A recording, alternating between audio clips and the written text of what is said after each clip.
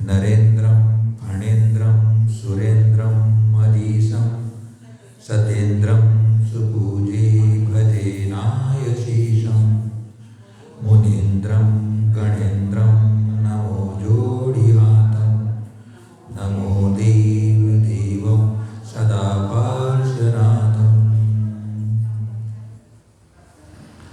बोलिए श्री अनंतानंद सिद्ध परमेष्टि भगवान की, श्री चौबीसों तीर्थंकर भगवान की, श्री पंच परमेष्टि भगवान की, देवादिदेव एक जराट श्री आदि ब्रह्मा आदिनाथ भगवान की जय। देवादिदेव एक जराट श्री कल्पतरु पार्श्वनाथ भगवान की, अनेकांत शाद्वादमयी जिनवाणी मातेश्वरी की जय।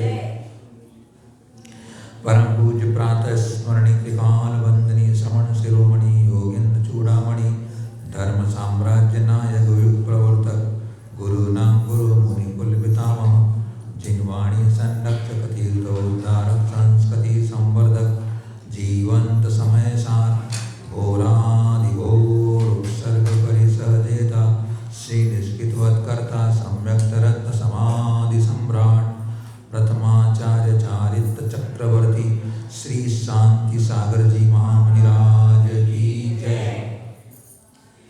परम पूज्य सरल सभा विवात्सल्यवादी जन धर्म प्रभावक पंचम पट्टाधीश परम उपकारी गुरुवर्य आचार्य श्री वर्धमान सागर जी महामुनिराज की श्रीमद जैन धर्म की जय।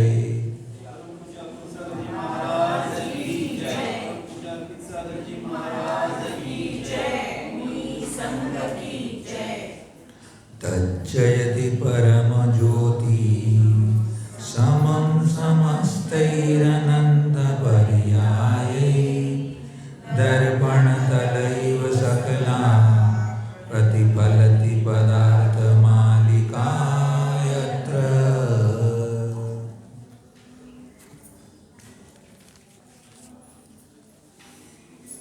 आत्मानुरागी भव्य आत्माओं,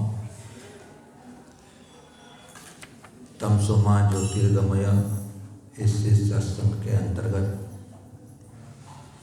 आप और हम सब मिलकर के यहाँ पर तीर्थंकर भगवंतों की दिव्य देशना पूर्व आचार्यों की कृपा प्रसाद से हमें प्राप्त हुई है। अमरचंद आचार्य भगवान के द्वारा पुरुषा से उपाय ग्रंथ के माध्यम से हम अपने भावों की शुद्धि, अपने परिणामों की विशुद्धि किस प्रकार करें, किस प्रकार बनाएं, इसका हमें मार्गदर्शन प्राप्त हो रहा है। भारत में अनेक प्रकार के दर्शन हैं। उन दर्शनों में एक दर्शन है जो कि ईश्वर के तत्व को मानता है। सब भगवान करता है, भगवान सुखी करता है, भगवान दुखी करता है, ऐसी किसी दार्शनिकों की मान्यता है। लेकिन जैन दर्शन में कोई भी भगवान, कोई भी ईश्वर किसी का कर्ता धर्ता नहीं होता है। स्वयं जीव ही अपने भावों के द्वारा कर्म को बांधता है और उन्हीं कर्म के विपाक में वह अच्छे बुरे फलों को प्राप्त करता है, सुखद और दुखद संयोगों को प्राप्त करता है। स्वयं ही अपने भावों से उन कर्मों का नाश करता है और वो नाश करके स्वयं ही मुक्त होता है। भारतीय जैन दर्शन में स्वयं ही सृष्टि का कर्ता जीव है, स्वयं सृष्टि का भरता जीव है और स्वयं सृष्टि का नष्ट करने वाला जीव है। जैसा जीव भाव करता है वैसा कर्म बनता है। उन्हीं कर्मों की और भावों की विचित्रता अब अमरचंद आचार्य हमें बतलाएंगे। कर्म बड़े विचित्र हैं, भाव भी बड़े विचित्र हैं। एक समय का बंधा हुआ कर्म अनेक समय तक फल देता है और अनेक समय का बंधा हुआ कर्म एक समय में फल देता है। यह कर्मों की लीला जब तक संसार में चलेगी तब तक यह जीव दुख का पात्र बनता रहेगा। यह जीव अपने ही परिणामों से बंधे हुए कर्मों के फल को बढ़ा लेता है और यह जीव अपने ही परिणामों से बंधे हुए कर्मों के फल को कम कर लेता है। जीव के परिणामों में वही ताकत होती है कि जो कर्म दुख देने वाले होते हैं उनको वह परिवर्तित करके सुख देने वाले कर लेता है और अपने ही भावों से जो सुख देने वाले कर्म हैं उनको बदल करके दुख देने वाले कर लेता है। इसलिए स्वयं जीव जिम्मेदार है, स्वयं जीव जिम्मेदार है कि वह अपने भाव अपने परिणाम कैसे रखे। बड़ी विचित्रता है संसार की कि एक जीव अपने कर्म के विपाक के समय मजदूरी में मिलने वाला सोने की गिन्नी जब हाथ में आती है तो अंगारा बन जाती है, और वही जीव जब अपने कर्मों का परिवर्तन करता है, उसके दिन बदलते हैं, तो जहाँ हाथ डालता है वहाँ सोना निकलता है। और जिस दुकान में बैठ जाए उस दुकान को खूब चलने लग जाती है। वही व्यक्ति के जीवन में ऐसे कर्मों का परिवर्तन हो जाता है। एक मुनिराज अपने ही भावों के द्वारा खरबूजे में कीड़ा हो जाते हैं और कोई वही जीव उससे निकल करके एक सत्पुरुष बन करके मोक्ष चला जाता है। तो कर्मों की विचित्रता है। तद्भव मोक्ष मामी जीव हैं, उन्हें भी जब कर्मों का विपाक सताता है तो दूसरों के यहाँ नौकरी करना पड़ती है। दूसरों के यहाँ नौकरी करना पड़ी पांडवों को अपना दिन गुजारने के लिए दूसरों के यहाँ नौकरी करके जीवन निर्वाह करना पड़ा। तद्भव मोक्षगामी, इतने बड़े संपदा के मालिक होकर के भी पूर्व का बंधा हुआ कर्म किसी को छोड़ता नहीं है।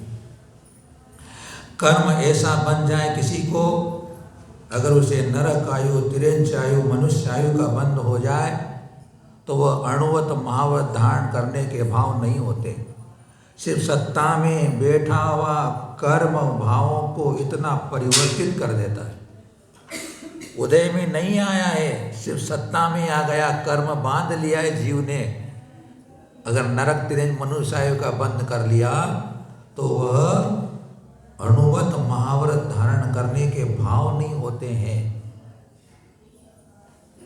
और अगर देवायु का बंद कर लिया है तो वह मनुवत महावत धारण कर सकता है।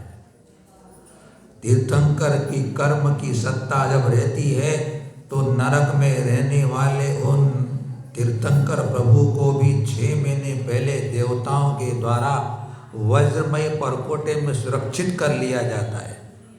क्यों? तीर्थंकर जैसे महापुण्य कर्म की सत्ता अभी उदय में नहीं आया है, उदय में 13वें गुण स्थान में आएगा, लेकिन वो कर्म ऐसा उनका परिणामों से बंधा हुआ शुभ कर्म पुण्य कर्म ऐसा बंधा है कि देवता 6 महीने पहले उनकी रक्षा कर लेते हैं। कैसे कर्म देखो आप, दोनों लड़ रहे हैं आपस में, 2 पशु लड़ रहे हैं। एक पशु लड़ने के भाव रखते हुए भी स्वर्ग में जाता है और एक प्राणी कर्म को लड़ते हुए नरक में जाता है। इसलिए अपने भावों की संभाल करने के लिए प्रकरण आने वाला है। इसलिए पहले भूमिका बनाई आपके लिए हमने कि अपने को भाव कैसे रखना है, कर्म कैसे बंधे। या कर्म बंध जाए तो उनको बदल सकता हूँ, कर्म बढ़ा सकता हूँ, ऐसी कर्मों की बड़ी विचित्रता है। तो आज अपने को 51 नंबर की कारिका में यही बताएंगे कि परिणामों के अनुसार हिंसा और अहिंसा के तीव्र मंद फल परिपाक में मिलते हैं। परिणामों से हिंसा और अहिंसा का फल हमें परिपाक में मिलता है। परिणाम जैसे होंगे, 2 दिन से चर्चा कर रहे हैं। परमार्थ से, निश्चय से मेरे परिणाम ही मेरे को कर्म बंध में कारण होते हैं। बाकी जितने बाह्य वस्तुएं निमित्त मात्र होती है, बाकी बाहर के संयोग निमित्त मात्र होते हैं, लेकिन वो निमित्त के निमित्त होते हैं, कारण के कारण होते हैं। भाव से कर्म बनते हैं, लेकिन उन भावों को बदलने के लिए जो बाह्य निमित्त होता है उसको भी कारण कहा जाता है। इसलिए बहिरंग का भी हमें, बाहर का भी ध्यान रखना है कि बाहर भी मेरे अंदर ऐसे निमित्त न जुटे जिससे भाव में विकृति आ जाए। तो अविधायापि हिंसा, हिंसा फल भाजनम भवत्येकः, कृत्वाप्यपरो हिंसा, हिंसा फल भाजनम न स्यात्।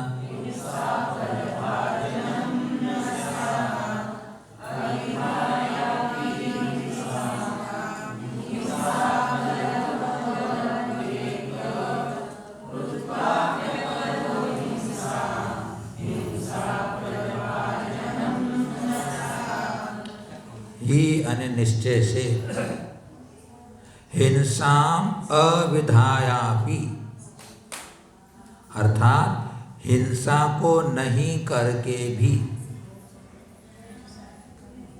एक हिंसा फल भाजनम भवति, एक जीव हिंसा के फल का भोक्ता होता है।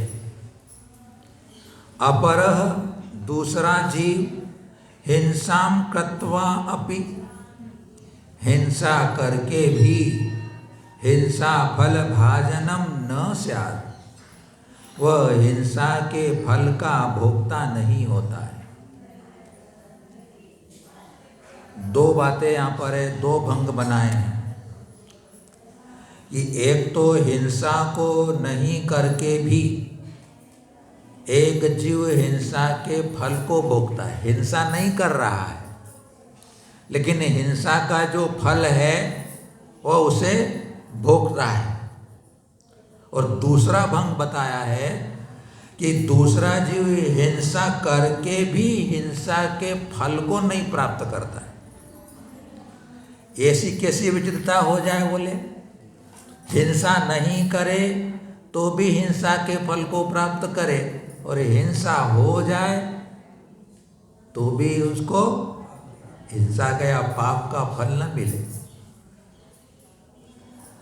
किसी व्यक्ति ने, अगर कोई व्यक्ति किसी जीव को मारने का भाव रख करके चल रहा है, परिणामों में जीव को हिंसा करने का, जीव को मारने का भाव चल रहा है, लेकिन वह मार नहीं रहा है,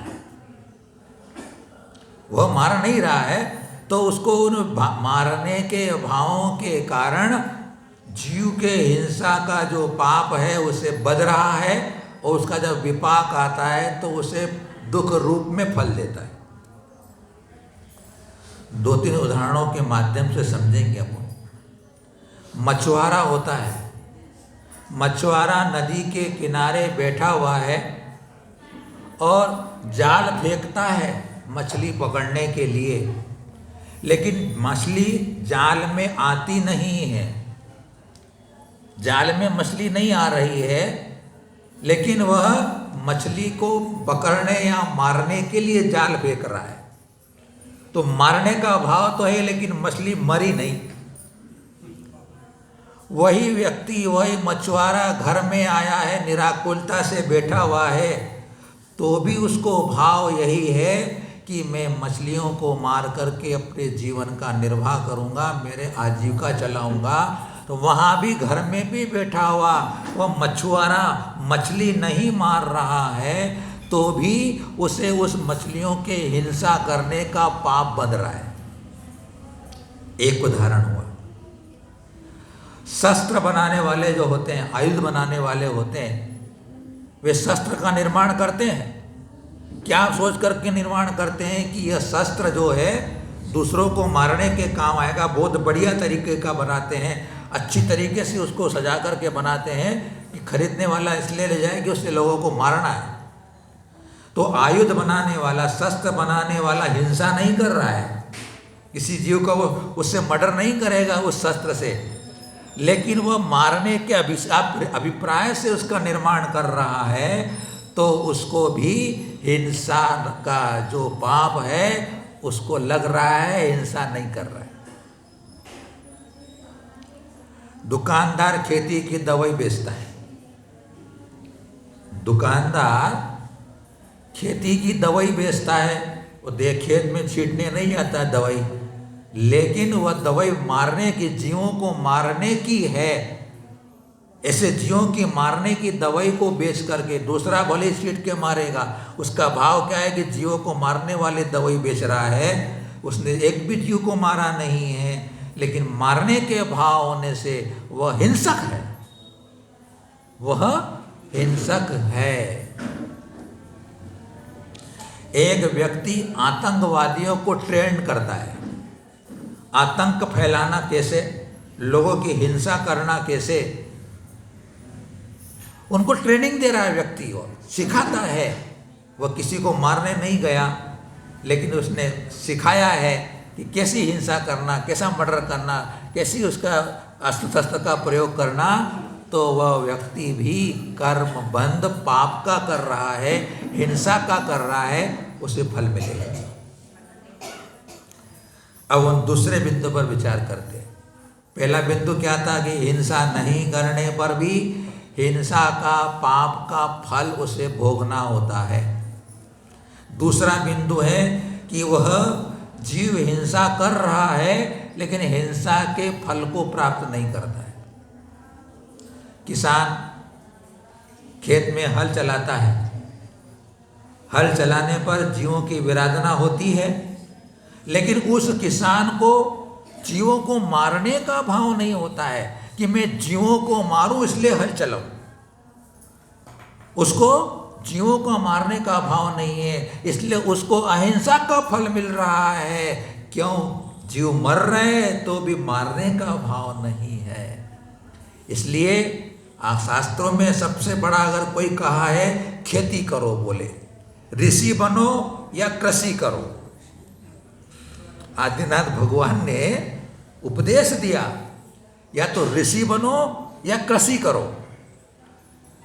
ऋषि बनोगे तो भी पाप नहीं लगेगा अपने, और कृषि करने में भी पाप नहीं लगता है। अभी कई ऐसे हैं खेती करने वाले कि वो मारने की दवाइयाँ नहीं डालते हैं अपने खेतों में, और उनके यहाँ फसल भी अच्छी आती है, या ऐसे साधन वापरते हैं कि जिसमें जीवों की विराधना न हो। ऐसे भी जिनके भाव अच्छे होते हैं, अभी हमने पढ़ा था, सुना था, प्रमाण सागर जी का कोई चल रहा था शंका समाधान। तो उत्तर भारत का कोई व्यक्ति था, उनने महाराज संकल्प ले लिया था कि महाराज मेरी खेती में मैं किसी भी हालत में, किसी भी कृषि की रक्षा के लिए मैं दवाइयाँ नहीं डालूंगा। बहुत बड़ा उसका खेती का एरिया, बहुत बड़ा उसका एरिया है। हाँ वो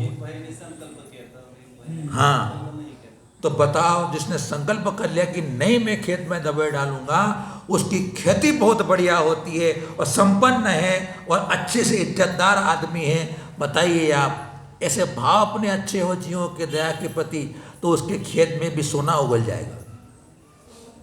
तो इसलिए कहा गया कि भैया भाव हिंसा के नहीं है, हिंसा होती है तो भी पाप, अहिंसा को फल अहिंसा का मिलता है।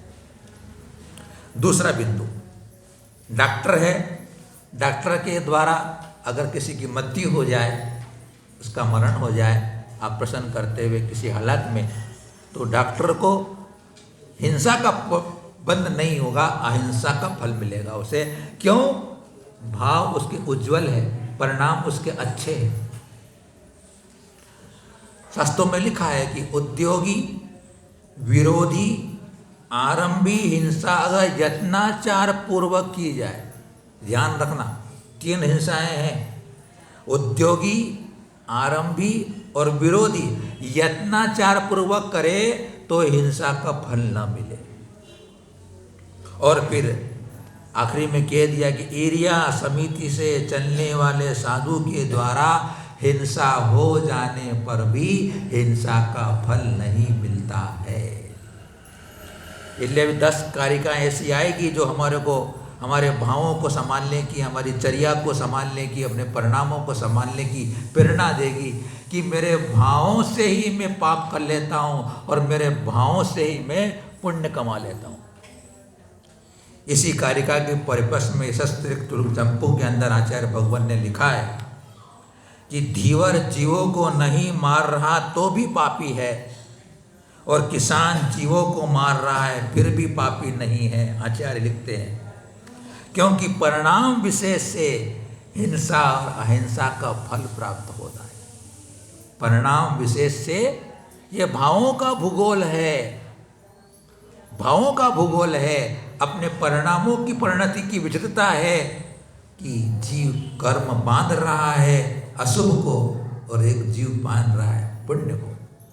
इसलिए हमें अपने भावों की संभाल रखना है। अब यहाँ बताएंगे 52 नंबर की कारिका में कि परिमाण के अनुसार हिंसा फलवती नहीं होती। परिमाण, मात्रा, आपने मात्रा ज़्यादा हिंसा की है कि कम हिंसा की है? खूब हिंसा कर दी तो बहुत पाप लगेगा, ऐसा है ना। तो ये आचार्य कहते हैं कि परिमाण के अनुसार हिंसा फलवती नहीं होती है, किंतु परिणाम के अनुसार होती है। परिणाम के अनुसार होती है। बहुत हिंसा हो गई तो भी पाप कम बना, और हिंसा कम हुई तो भी पाप महा बन गया।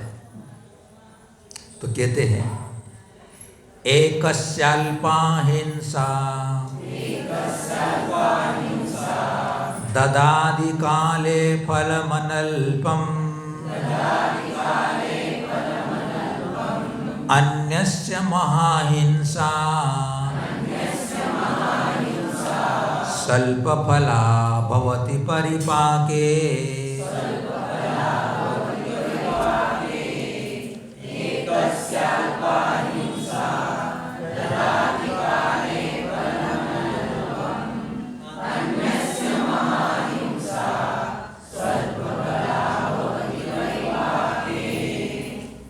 एकस्य अल्प हिंसा, एक जीव को अल्प हिंसा यानी थोड़ी ही भी हिंसा काले अनल्पम फलम, बोले जब उसका परिपाक आता है, उदय काल आता है, तो वह बहुत फल देती है। अनल्प ने अल्प नहीं, बहुत फल देती है।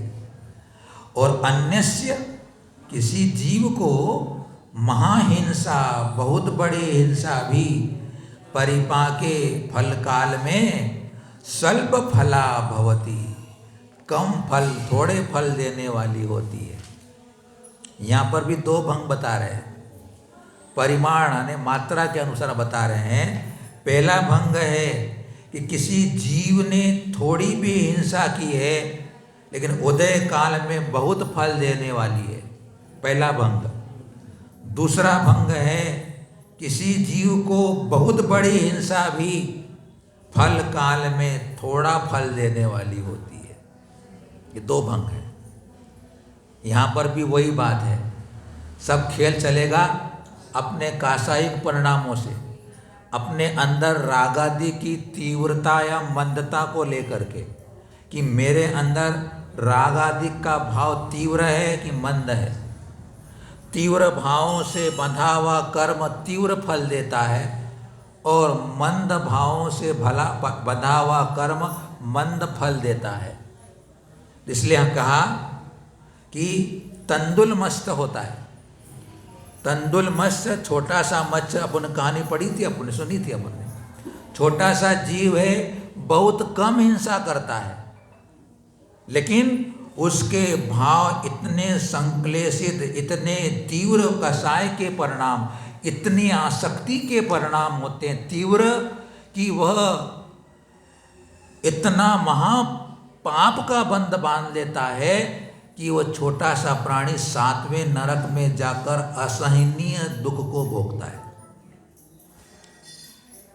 कान का मेल खाने वाला छोटी मोटा जीव खा लेता होगा भले ही वो, लेकिन बड़े मगरमच्छ के मुंह में आते जाते हुए उन मछलियों के समूह को मात्र विचार करके, भाव करके कि अगर मैं होता तो इन सबको एक साथ खा जाता, एक साथ खा जाता इन सबको, बोले ऐसा मात्र विचार करके वह छोटा सा प्राणी 7वें नरक में चला जाता। ये देखो आप कैसे तीव्र भाव, भले ही आपने किसी को पत्थर छोटा सा मारा हो, लेकिन तीव्र भाव से मारा हो तो छोटे से पत्थर से मारने का बंध भी अधिक हो जाएगा।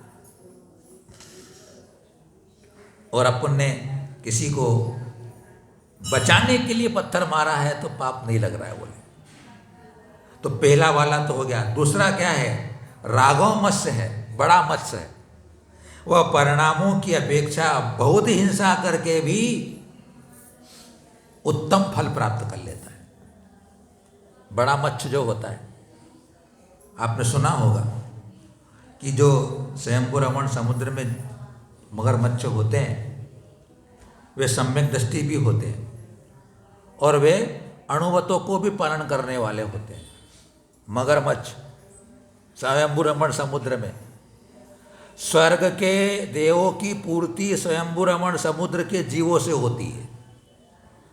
स्वर्ग में देवों की पूर्ति, मनुष्य संख्या दी है, मनुष्य संख्यात है, तिर्यंच असंख्यात है और देवों की संख्या असंख्यात है। तो मनुष्य से तो देवों की पूर्ति हो नहीं सकती असंख्यात की संख्या की। तो जो तिर्यंच होते हैं उन तिर्यंचों के सम्यक दर्शन के परिणामों से 16वें स्वर्ग तक जा सकते हैं। सिर्फ सम्यक दर्शन का परिणाम तिर्यंच धारण कर ले तो 16वें स्वर्ग तक की यात्रा कर ले, और जो अणुवतों को धारण कर ले तिर्यंच तो वे स्वर्ग में जाते हैं, उनमें बाधाई की बात ही नहीं है। अब बताओ आप, कुछ कम समय 1 कोटि पूर्व तक पंचम गुणस्थान के परिणाम को मेंटेन रखने वाला तिर्यंच जीव, 1 कोटि पूर्व की आयु उत्कृष्ट आयु होती तिर्यंच और मनुष्य, तिर्यंचों की, कर्मभूमि के जीवों की 1 कोटि पूर्व। कुछ कम कर दो काल, क्योंकि सम्मूर्छन जन्म वालों को तो कुछ अंतर्मूर्त के बाद ही सम्यक दर्शन की प्राप्ति करके वो व्रत धारण कर लेते हैं, लेकिन जो गर्भज होते हैं उनको कुछ अधिक समय लगता है, कुछ माह लगता है तिर्यंचों में। मनुष्य में तो 8 वर्ष के बाद में योग्यता आती है सम्यक दर्शन प्राप्त करने की, अणुवत धारण करने की, महावत धारण करने की। 8 वर्ष के बाद आप दीक्षा ले सकते हो, 8 वर्ष के बाद आप दीक्षा ले सकते हो। श्वेतांबर में तो होने लग गई है, वो तो देते हैं। तो क्या हुआ, जो मगरमच्छ स्वयंभू रमण समुद्र के हैं वहाँ पंचम गुणस्थान धारण कर लेते हैं पूर्व भाव के संस्कार के कारण। पूर्व भाव के संस्कार होते हैं, कर्मोदय होता है, तिरंज पर्याय को प्राप्त हो चले जाते हैं। पूर्व के संस्कार वतों के होते हैं। वो स्वयंभू रमण द्वीप में रहने वाला मगरमच्छ 1 कोटि पूर्व तक पंचम गुणास्थान के परिणाम को मेंटेन रख रहा है। मनुष्य भी रख सकता है, इसे मनुष्य को भी कहा गया है कि मनुष्य उत्कृष्ट से पंचम गुणस्थान के परिणाम नहीं गिरे तो कितने काल तक, 1 कोटि पूर्व तक, 1 कोटि पूर्व तक पंचम गुणस्थान बना रहे, चौथे में नहीं जाए, पहले में नहीं जाए जीव, 5वें गुणस्थान को बनाए रखे। यह है भाव के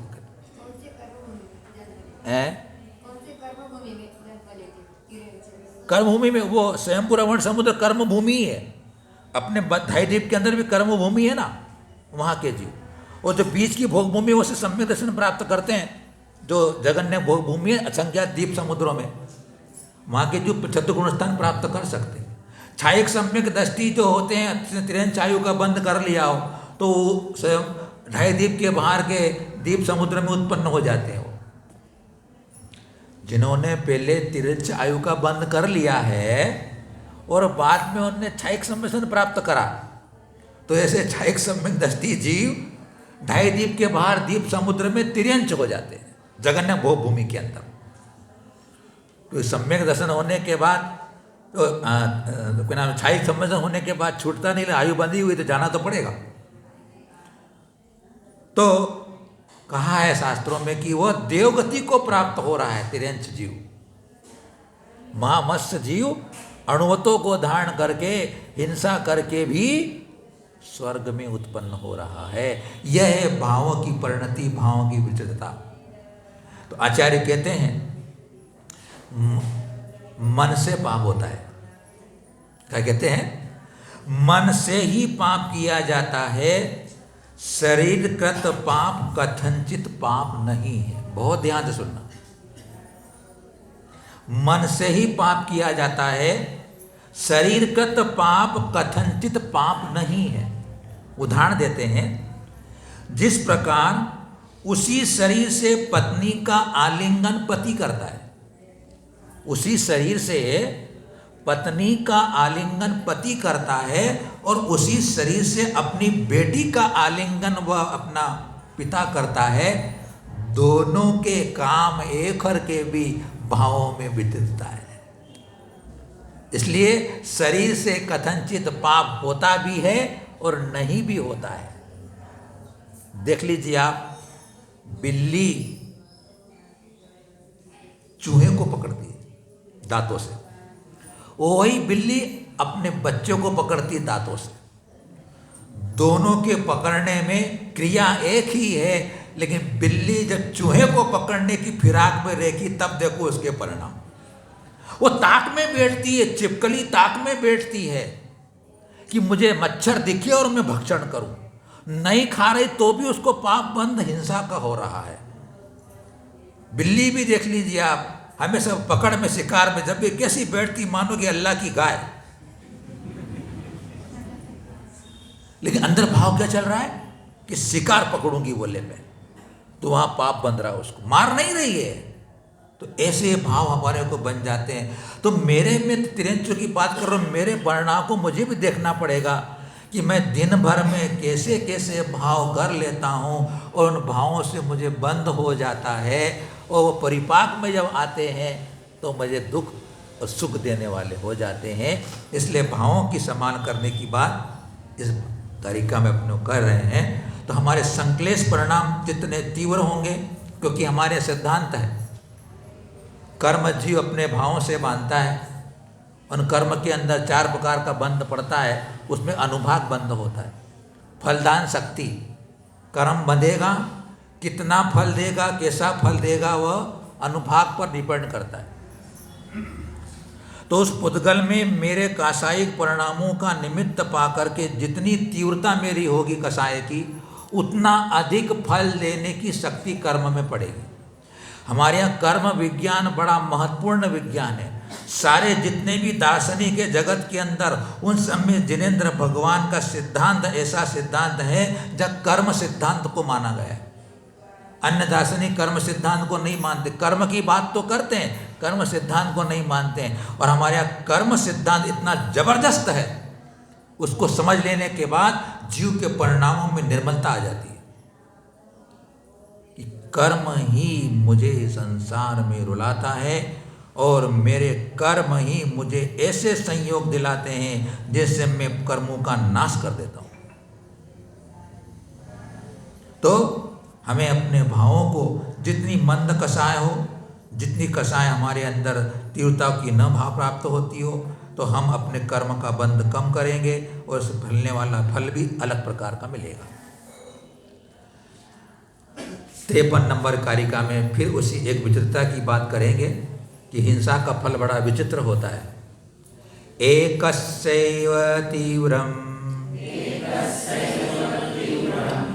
दिशति फलं सैव मंदमनस्य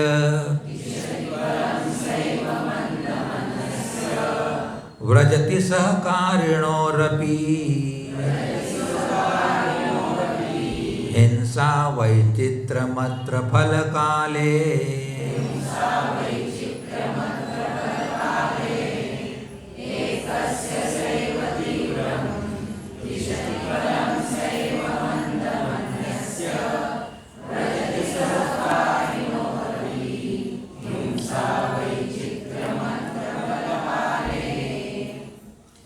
सहकारिणों अपि, एक साथ की गई भी हिंसा अत्र फल काले वैचित्रम व्रजति, यहाँ उदय काल में विचित्रता को प्राप्त होती है। क्या कहा? एक साथ की गई भी हिंसा जब उदय काल में फल मिलेगा तो विचित्रता को प्राप्त होता है। और एकस्यैव, किसी को वही हिंसा तीव्र फल दिशति देती है, और अन्यवश्य सैव हिंसा, दूसरों को वही हिंसा मंद फल दिशति, मंद फल देती है। यहाँ पर भी दो भंग बन रहे हैं। क्या बन रहे हैं? कि एक साथ की गई हिंसा, एक साथ कर रहा है हिंसा, लेकिन उदय काल जब आएगा उस हिंसा का फल को, तो एक को वही हिंसा तीव्र फल देती है और दूसरे को वही हिंसा मंद फल देती है। यहाँ पर भी वही बात लगाना, अपने भाव, अपने विचार, मन की परिणति, कासाये के भाव, प्रमाद की स्थिति जैसी होगी वैसा मेरा कर्म बंधेगा, कर्म बंधेगा। तो क्या हुआ? एक कार्य में प्रवृत्त होने पर भी, समान क्रिया करने पर भी परिणामों में तीव्रता और मंदता के कारण फल में अंतर पड़ रहा है। अब समझते हैं, पहले भंग को समझते हैं। किसी चोर को दो कोतवाल पकड़कर ले जा रहे हैं। किसी चोर को दो कोतवाल पकड़कर ले जा रहे हैं। एक कोतवाल उस चोर को द्वेष भाव से पीट रहा है, मार रहा है। तो उन्हें खोटा काम किया, बोले उन्हें इतना बड़ा मर्डर किया, इतना काम खराब किया, द्वेष भाव से मार रहा है एक सिपाही। और जो दूसरा कोतवाल है उस चोर को हित बुद्धि से दोषों को निकालने के लिए मार रहा है। तो दूसरे वाले सिपाही के अंदर हित बुद्धि है कि अगर सच सच बोल दे तो इसको मैं नहीं मारूं, सच बोल देगा मैं इसे नहीं मारूंगा, ऐसा करके मार रहा है। और दूसरा द्वेष बुद्धि से मार रहा है। दोनों एक ही क्रिया को एक ही समय पे कर रहे हैं, लेकिन पहले वाले जीव को जो कि द्वेष बुद्धि से मार रहा है उसको तीव्र कर्म बंध बंधा, और जब विपाक आएगा उसका फल भी तीव्र मिलेगा उसे। और दूसरा सिपाही ने मारा है तो उसको हित की भावना थी, सुधर जाए, ये सच बोल देगा मैं छोड़ दूंगा, ऐसा करके उसने मारा है, तो उसको अल्प फल मिलेगा। एक क्रिया, फल अलग अलग। सब्जी की दुकान है, अब सब्जी की दुकान में गाय मुंह मार रही, गाय मुंह मार रही है, तो सब्जी की दुकानदार डंडा लेके मारता है उसे। क्या करता है? डंडा लेके मारता। डंडा लेके मारने का मतलब तीव्रता है। और उसी को कोई दूसरी दुकान पर गाय मुंह मारने गई है तो हाथ कर देता है तो गाय भग जाती है। अब बताओ दोनों के परिणाम अलग हुए कि नहीं हुए?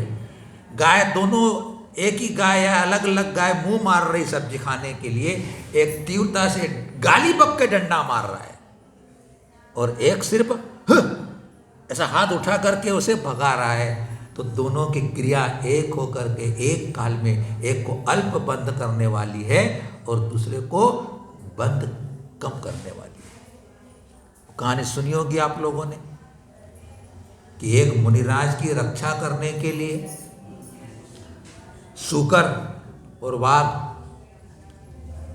लड़ाई करते हैं, झगड़ा कर रहे हैं, हिंसा कर रहे हैं, दोनों आपस में एक दूसरे की हिंसा कर रहे हैं।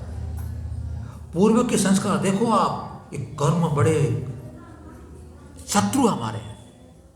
ये जो बैर की श्रृंखला बन जाती है अपने कर्मों के माध्यम से फलती है।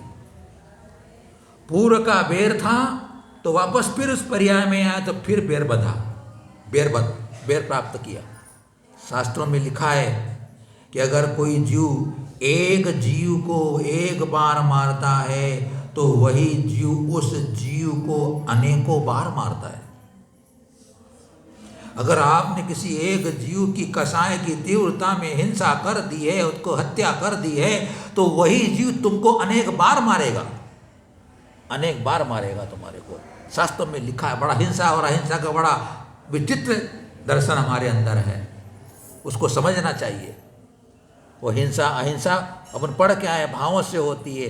अगर रागाधिक भाव मेरे अंदर है किसी क्रिया के साथ तो मुझे कर्म बंद हो जाता है, और रागाधिक भाव नहीं है तो कर्म नहीं बनता है।